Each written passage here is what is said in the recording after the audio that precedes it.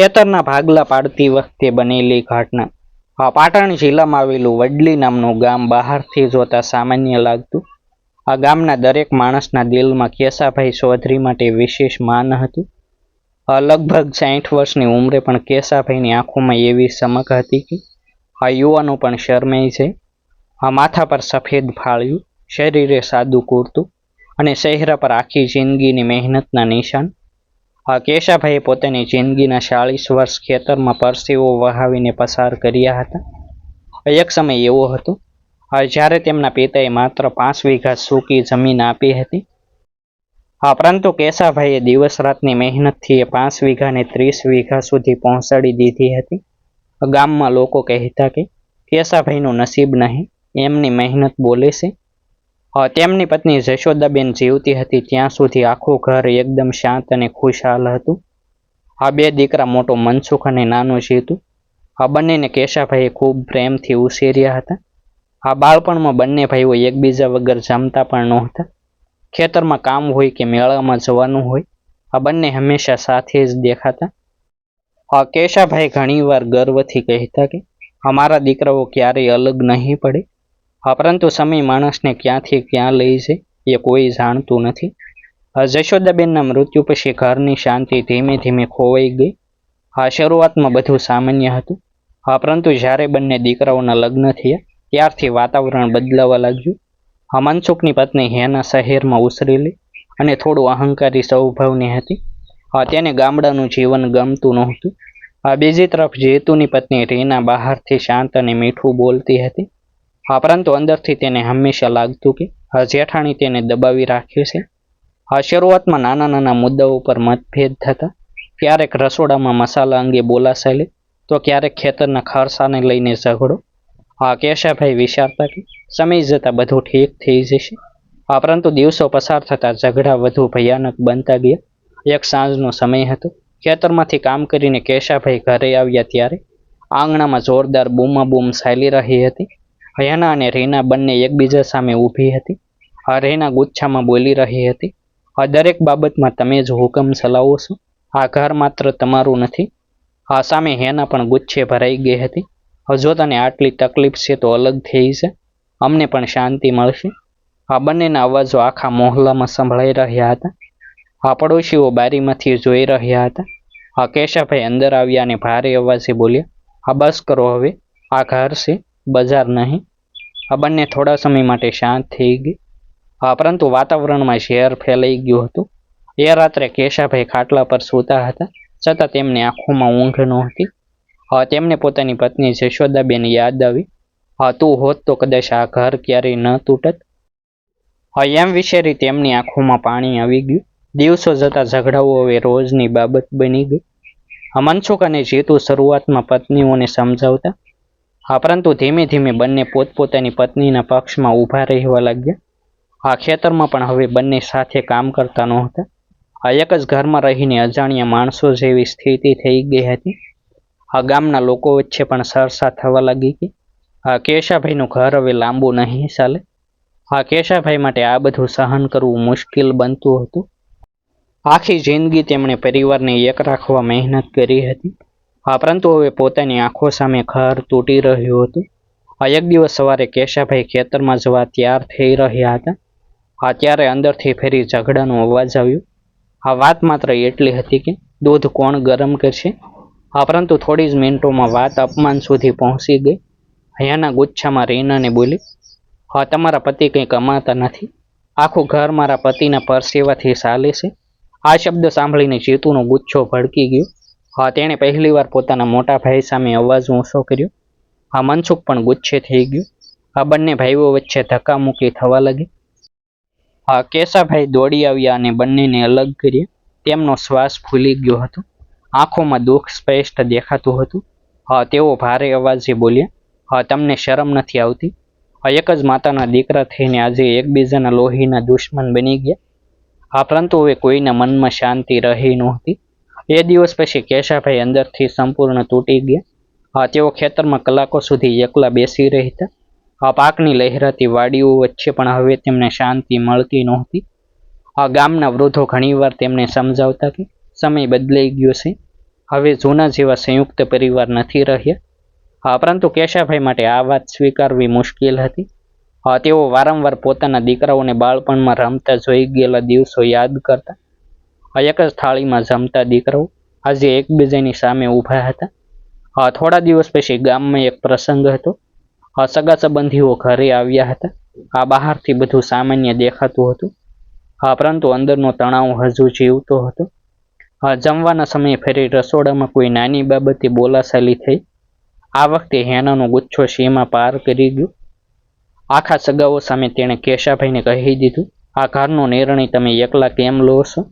આખી જમીન તમારા નામે છે, એટલે અમારે બધું સહન કરવું પડે છે. આ શબ્દો સાંભળીને આખું ઘર એકદમ શાંત થઈ ગયું. કોઈને વિશ્વાસ નહોતો આવ્યો કે વહુ પોતાના સસરા સાથે આવું બોલી શકે. કેશાભાઈના હાથમાંથી પાણીનો ગ્લાસ છૂટી ગયો. તેમની આંખોમાં આંસુ આવી ગયા. પરંતુ તેમણે એક શબ્દ પણ બોલ્યો નહીં. મનસુખ પણ પત્નીને રોકી શક્યો નહીં. જીતુ અને રીના ચૂપચાપ ઊભા રહ્યા. એ રાત્રે કેશાભાઈ આખી રાત આંગણામાં બેઠા રહ્યા. ચાંદની રાત હતી. પરંતુ તેમના દિલમાં અંધકાર છવાયો હતો. તેમણે પહેલી વાર વિચાર્યું કે કદાચ હવે પરિવારને એક રાખવો શક્ય નથી. સવારે તેઓ ખેતરમાં ગયા અને લાંબા સમય સુધી જમીન તરફ જોતા રહ્યા. આ જમીન માટે આખી જિંદગી મહેનત કરી હતી અને આજે એ જમીન પરિવાર તોડવાનું કારણ બની રહી હતી. સાંજે ઘરે આવી તેમણે બંને દીકરાઓને બોલાવ્યા. અવાજ ભારે હતો, પરંતુ અંદરથી ખૂબ તૂટેલા લાગતા હતા. તેમણે ધીમેથી કહ્યું, જો તમારે શાંતિથી જીવવું હોય તો કદાચ હવે અલગ થવું સારું. બંને ભાઈઓ એકબીજા તરફ જોવા લાગ્યા. હેના અને રીનાના ચહેરા પર અજીબ સંતોષ દેખાતો હતો.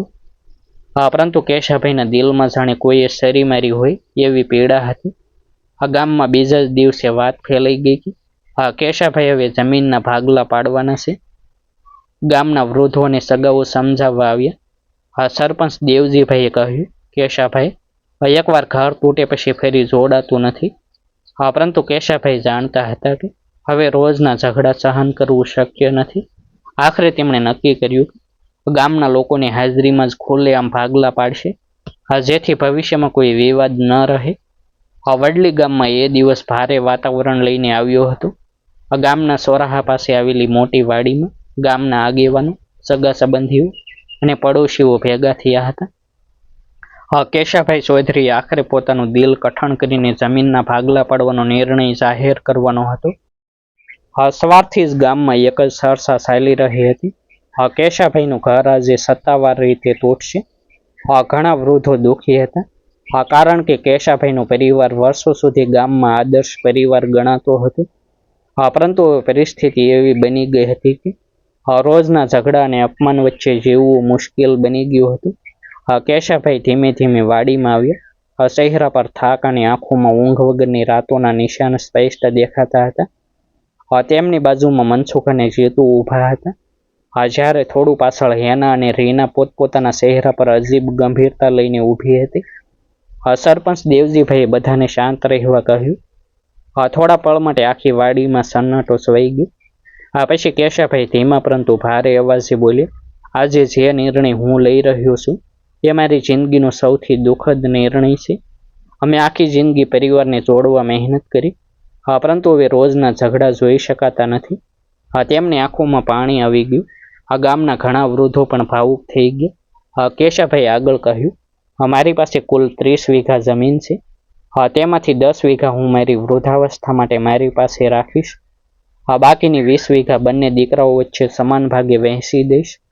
આ શબ્દો સાંભળતા જ લોકો એકબીજા તરફ જોવા લાગ્યા. મોટા ભાગના લોકોને લાગ્યું કે આ યોગ્ય નિર્ણય હતો. પરંતુ એ ક્ષણે હેના ગુચ્છામાં આગળ આવી ગઈ. તેના ચહેરા પર અહંકાર સ્પષ્ટ દેખાતો હતો. તેણે ઊંચા અવાજે કહ્યું, 10 વીઘા જમીન તમે એકલા શું કરશો? આખી જિંદગી હવે ખેતી થવાની છે. આ શબ્દો સાંભળતા જ આખી વાડીમાં સન્નાટો છવાઈ ગયો. કોઈને વિશ્વાસ નહોતો આવ્યો કે વહુ ગામના લોકો સામે પોતાના વૃદ્ધ સસરાનું આટલું અપમાન કરશે. કેશાભાઈ થોડા પળ માટે એકદમ શાંત થઈ ગયા. તેમનો ચહેરો કંપી રહ્યો હતો.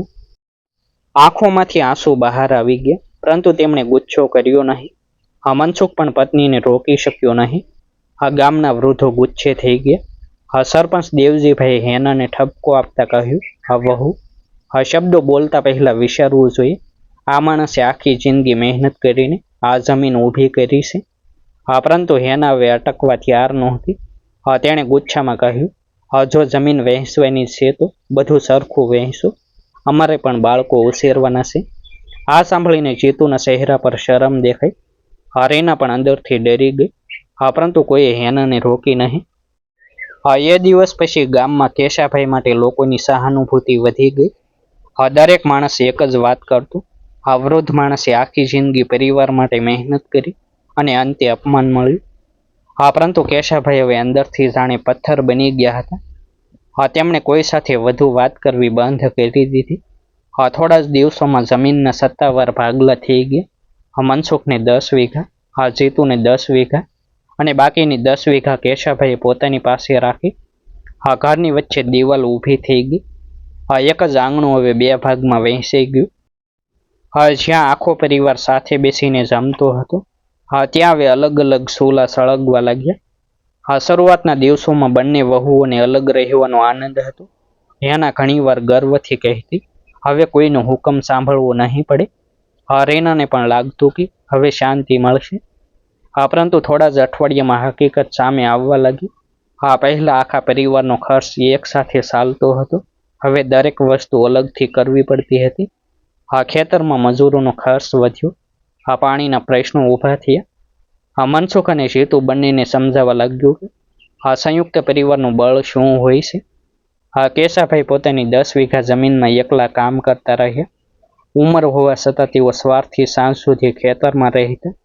ગામના લોકો ઘણીવાર આશ્ચર્ય કરતા કે આ માણસમાં હજુ કેટલી તાકાત છે. હકીકતમાં કેશાભાઈ કામથી પોતાના દુઃખને દબાવતા હતા. રાત્રે જ્યારે તેઓ ખાલી ઘરમાં એકલા જમતા ત્યારે પત્ની જશોદાબેન અને બાળપણના દિવસો યાદ કરીને ઘણીવાર રડી પડતા. પરંતુ બીજા દિવસે ફરી સવાર થતા ખેતરમાં પહોંચી જતા. તેમની અંદર એક જ દુઃખ જીવતું હતું. પોતાના જીવતા જીવ પરિવાર તૂટી ગયો. સમય પસાર થવા લાગ્યો અને મુશ્કેલીઓ વધવા લાગી. એ વર્ષે વરસાદ અનિયમિત રહ્યો. મનસુખના ખેતરમાં પાક બગડવા લાગ્યો. બીજી તરફ જીતુએ ખાતર અને બીજ માટે દેવું લીધું હતું. પાક ઓછો આવતા બંને ભાઈઓ પર આર્થિક દબાણ વધ્યું. હવે ઘરમાં ફરી ઝઘડા શરૂ થયા. પરંતુ આ વખતે બંને અલગ ઘરમાં હોવા છતાં પોતપોતાની મુશ્કેલીઓથી તણાઈ રહ્યા હતા. હેના મનસુખને વારંવાર કહેતી, જો વધારે જમીન મળી હોત તો હાલત આવી ન થાત. જ્યારે રેના જીતુને કહેતી કે તમારા ભાઈએ સારો ભાગ લઈ લીધો. બંને ઘરમાં અશાંતિ ફરી વધી ગઈ. એક સાંજે મનસુખ ખેતરમાંથી થાકેલો ઘરે આવ્યો. ઘરમાં હેના ફરી ગુચ્છે ભરાઈને ખર્ચા અંગે બોલતી હતી. મનસુખે પહેલીવાર ગુચ્છામાં કહ્યું, તને લાગતું હતું ને અલગ રહીને સુખ મળશે, હવે જોઈ લે. હેના પણ ચૂપ રહી નહીં. ઘરમાં ફરી બૂમાબૂમ શરૂ થઈ ગઈ. બીજી તરફ જીતુના ઘરમાં પણ એવી સ્થિતિ હતી. રેના સતત ફરિયાદ કરતી અને જીતુ અંદરથી તૂટી રહ્યો હતો. બંને ભાઈઓને હવે સમજાવવા લાગ્યું કે સમસ્યા જમીન નહોતી, અહંકાર હતો. એક દિવસ ગામના માણસે આવીને મનસુખને કહ્યું કે તારા પિતાજી બપોરથી ખેતરમાં બેભાન થઈ ગયા હતા. મનસુખ અને જીતુ બંને દોડી ગયા. ખેતરની બાજુમાં આવેલા વૃક્ષ નીચે કેશાભાઈ પડેલા હતા. ગરમી અને થાકના કારણે તેમની તબિયત બગડી ગઈ હતી. ગામના 2 વૃદ્ધો તેમને પાણી પીવડાવી રહ્યા હતા. એ દ્રશ્ય જોઈ બંને ભાઈઓની આંખો ભીની થઈ ગઈ. મનસુખના મનમાં પહેલીવાર જોરથી પસ્તાવો થયો. જેને આખી જિંદગી પોતાના માટે મહેનત કરતા જોયા. એ પિતાજી એકલા પડી ગયા હતા. કેશાભાઈને ઘરે લાવવામાં આવ્યા. રાત્રે ડોક્ટરે આરામ કરવાની સલાહ આપી. પરંતુ એ રાત્રે સૌથી વધુ દુઃખદ વાત એ હતી કે આ બંને દીકરાઓમાંથી કોઈ પણ આખી રાત તેમની પાસે રહી શક્યો નહીં. એકને ખેતરની ચિંતા હતી તો બીજાને ઘરની. આખી રાત પડોશી વૃદ્ધ રામજીભાઈ તેમની પાસે બેઠા રહ્યા. સવારે ગામમાં ફરી ચર્ચા શરૂ થઈ ગઈ. જેમણે દીકરાઓ માટે જિંદગી કાઢી, આજે એ માણસની સેવા પડોશીઓ કરે છે. આ વાત જીતુના દિલમાં તીર જેવી વાગી. તે આખી રાત ઊંઘી શક્યો નહીં. બીજી તરફ મનસુખ પણ અંદરથી તૂટી ગયો હતો. બંને ભાઈઓને હવે સમજાઈ રહ્યું હતું કે જમીનના ભાગલા સાથે સંબંધોના પણ ભાગલા પડી ગયા હતા. હા, પરંતુ હજુ કોઈએ ખુલ્લેઆમ પોતાની ભૂલ સ્વીકારી નહોતી. હા, કેશાભાઈ પણ શાંત હતા. હા, તેઓ હવે ઓછું બોલતા અને વધારે સમય ખેતરમાં કે મંદિરે પસાર કરતા. હા, કેશાભાઈ ચૌધરીનું જીવન સંપૂર્ણ બદલાઈ ગયું હતું. એક સમય હતો જ્યારે તેમના આંગણામાં હાસ્ય ગુંજતું હતું. હા, પરંતુ આજે એ જ આંગણું સુનસાન લાગતું હતું. આ બંને દીકરાઓ પોતપોતાના જીવનમાં વ્યસ્ત થઈ ગયા હતા અને કેશાભાઈ અંદરથી એકલા પડી ગયા હતા. હા, પરંતુ કિસ્મત કદાચ હજુ પરિવારને છેલ્લો પાઠ શીખવવા માંગતી હતી. એક દિવસ ભારે વરસાદ પડ્યો. મનસુખ અને જીતુના ખેતરમાં ઉભેલો પાક પાણીમાં બગડી ગયો. આ બંને ભાઈઓ પર દેવું વધી ગયું. આ ઘરમાં ફરી ઝઘડા શરૂ થયા. હયાના અને રીના હવે એકબીજાને નહીં, પરંતુ પોતાના નસીબને દોષ આપવા લાગી. એ સમયે ગામના લોકો એક જ વાત કરતા, જ્યારે પરિવાર એક હતો, ત્યારે ક્યારેય આવી હાલત નહોતી.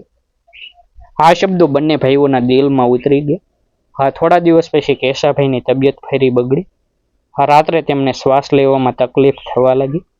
પડોશી રામજીભાઈ તરત મનસુખ અને જીતુને બોલાવ્યા. બંને દોડી આવ્યા. પોતાના વૃદ્ધ પિતાને ખાટલા પર નબળી હાલતમાં જોઈને બંને ભાઈઓની આંખોમાંથી આંસુ વહેવા લાગ્યા. કેશાભાઈ ધીમા અવાજે બોલ્યા, અમારે જમીનના ભાગલા કર્યા, દિલના નહીં, પણ તમે બંને દિલથી પણ અંતર કરી દીધું. આ શબ્દોએ બંને ભાઈઓને અંદરથી હસમસાવી નાખ્યા. મનસુખ પહેલી વાર પિતાના પગે પડી ગયો. રડતા રડતા બોલ્યો, બાપુ, આમથી ભૂલ થઈ ગઈ. જીતુ પણ રડી પડ્યું. હેના અને રીના થોડું દૂર ઊભી હતી.